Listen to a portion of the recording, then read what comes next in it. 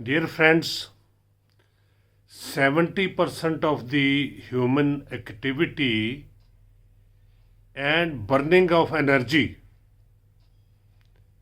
in one's life is done by the 2 feet, and 50% of the nerves, 50% of the blood vessels, and 50% of the blood flowing in the human body is through the both legs. So both legs have the largest circulatory system of the body. This thing shows the importance of 2 feet and 2 legs in the human life and human health.